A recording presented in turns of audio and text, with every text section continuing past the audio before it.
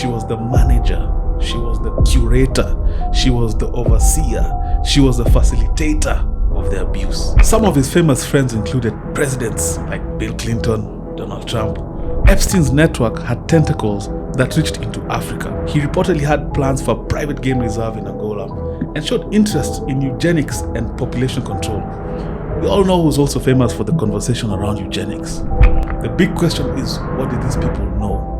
How could a high-profile prisoner who was supposedly on suicide watch kill himself?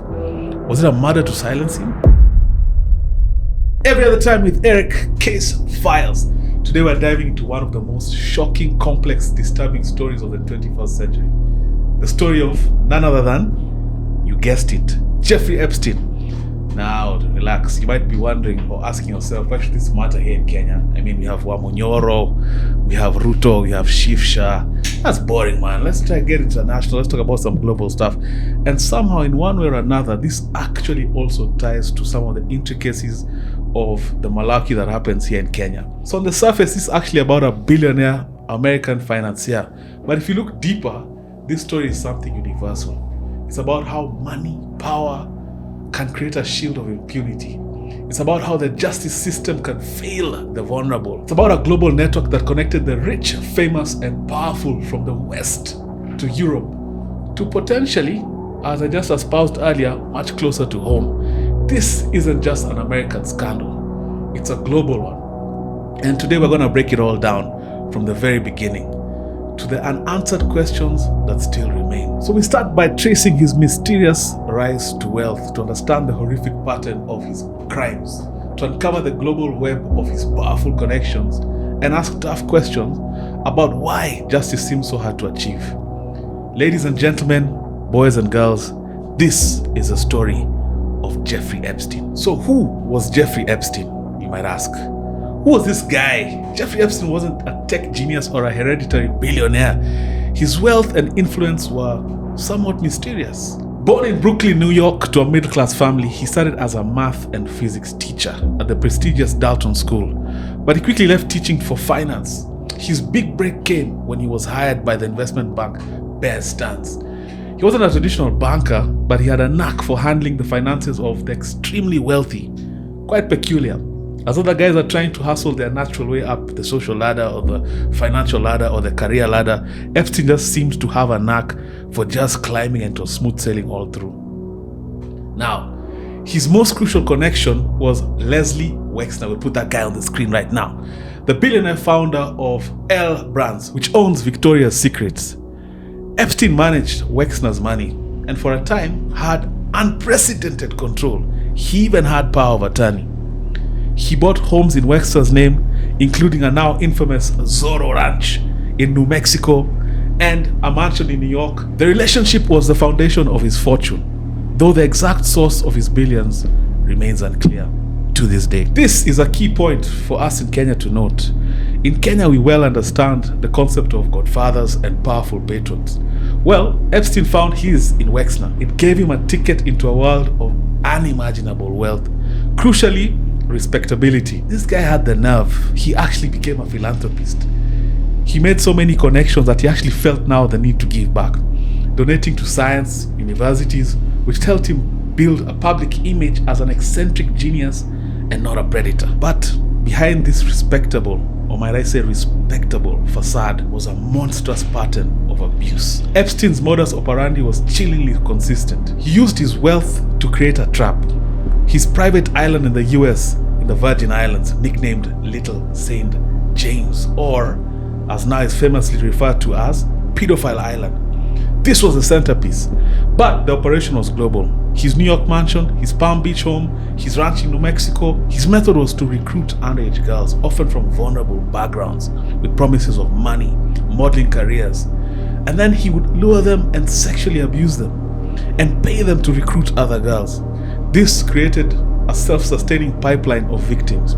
This is a tactic we see in human trafficking and networks everywhere, including our own region. The abuse of power and economic disparity tends to be the same, with tenets playing out from the west to the east to the south to the north and all the way here in Africa. Now, in 2005, the police in Palm Beach, Florida finally began an investigation. It was solid.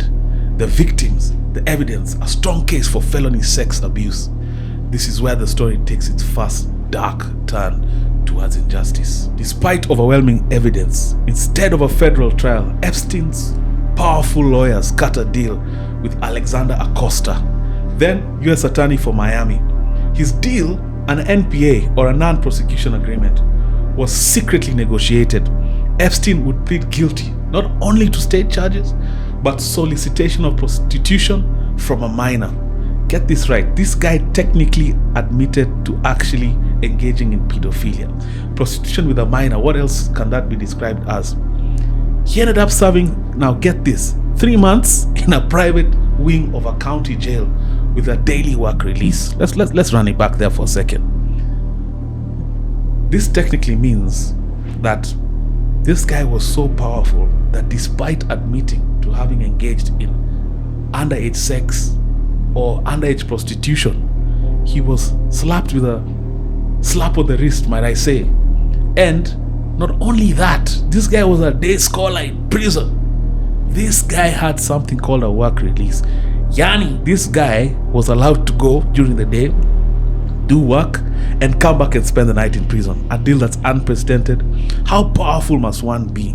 How much must you know? How high society must you be connected to strike such a deal? Now, crucially, the deal granted him immunity from federal prosecution and his potential co-conspirators. So these guys preemptively struck a deal to make sure that this guy was not prosecuted federally, and this deal included his co-conspirators. Now, his co-conspirators, who might those be? We've heard of the infamous Epstein list. Now that will come to find out later. The victims were kept in the dark. Now let that sink in.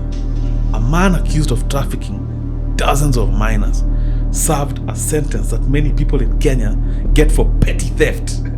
This was a catastrophic failure of the justice system. A clear case of a two-tiered system where the rich and connected play by different rules. An important thing to mention is that Epstein did not operate alone. His story is a web, and at the center of this web with him was his lover, his friend, his confidant, one Ghislaine Maxwell. Who was Ghislaine Maxwell, you might ask? Ghislaine Maxwell was a daughter of a British media mogul. Maxwell was Epstein's longtime companion, and as prosecutors proved, his chief enabler. She was the plug. She was one who often lured and groomed victims, making them feel safe before delivering them to Epstein. She was the manager. She was the curator. She was the overseer. She was the facilitator of the abuse. Beyond Maxwell, the web extends to some of the most famous and powerful people in the world. This is the part that fuels the global conspiracy theories. Some of his famous friends included presidents like Bill Clinton, Donald Trump, both who are photographed with him. Clinton, of course, is famously known for, did not have sexual relations with that woman, Miss Lewinsky.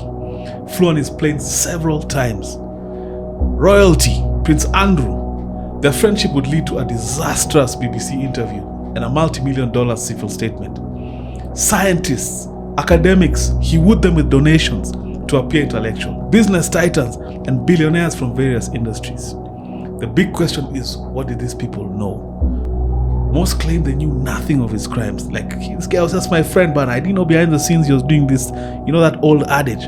But the sheer volume of famous names on his flight logs and the way the justice system has handled Jeffrey Epstein and all the weird crimes that he's accused and some even confirmed of doing is suspect that there's more than meets the eye. Effectively, his money and influence bought him access to the highest echelons of society. For Kenyan audience, of course it's a global show, but for Kenyan audience, this is the ultimate lesson about the allure of power and proximity to it.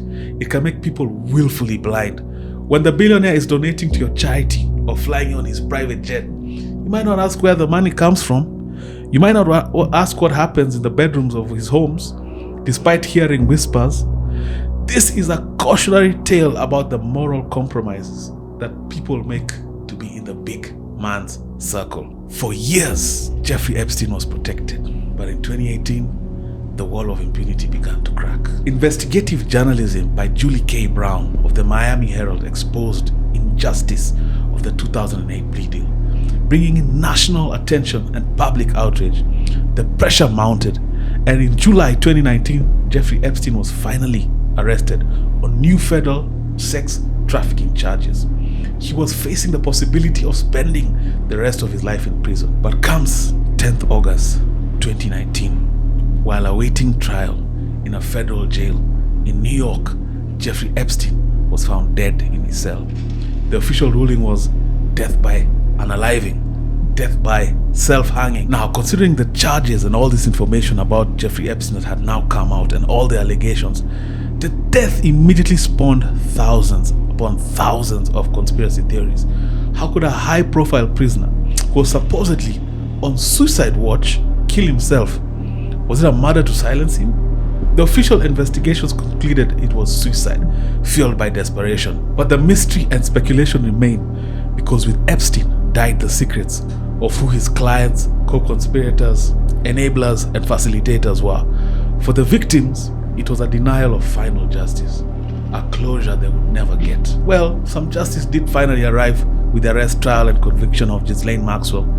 In December 2021, she was found guilty on 5 federal charges, including sex, trafficking of a minor, where she was sentenced to 20 years in a prison. Now, let's come back to the question we started with. What does this have to do with Kenya and Africa?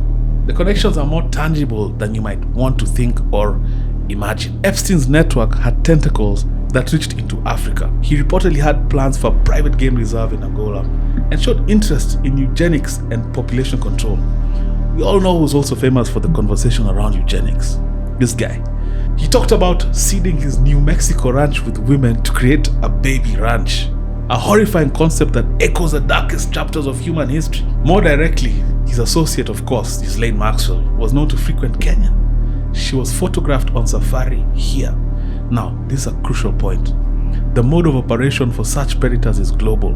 They use remote, luxurious locations, private islands, ranches, lodges, safari lodges, to operate away from the prying eyes. Kenya, as a premier tourist destination for the global elite, is not immune to being a state for such activities. Now, this story matters. It matters because it's a dark reminder that the exploitation of the vulnerable by the powerful is a global problem, maybe even a global system. It happens in Palm Beach, it happens in London, it can happen in Nairobi, Mombasa, or even the Masai Mara. If systems of accountability are weak, it reinforces why we need strong child protection laws, a vigilant justice system, and a media that is willing to investigate the powerful without fear. The story of Jeffrey Epstein is more than just a true crime saga. It is a dark parable for our times. It shows us that immense wealth can be a weapon used to corrupt systems and prey upon people. It shows us that fame, power create a culture of silence and complicity. And it shows us that a fight for justice, a fight for the vulnerable, is a continuous global struggle. And in layman's terms, I'd also just like to say that it also shows us that the world is not a fair place, man. The more money you have, the more protection you have. The race is not fair. The governed and the governed are not the same. That's just a fact. Now, for the victims, their courage in speaking out is the one light in this entire darkness. They faced a billionaire, they faced a system designed to protect him, and yet they persisted. Their bravery ultimately brought him down, even if the final chapter seems unsatisfying. The Epstein story is far from over. The questions about his wealth, his connections, and who else was involved remain. It's a reminder to all of us, from America to Kenya, to always ask the tough questions of the powerful and to never stop demanding a justice system that works for everyone, even if it might seem like a pipe dream. Not just for the privileged few, but for everybody. What are your thoughts on this global scandal? Do you think we've learned lessons from it? Let's have a respectful conversation in the comments below. If you found this breakdown helpful, please, for the kids in Wuhan, hit the like button, subscribe for more deep dives into global stories that matter.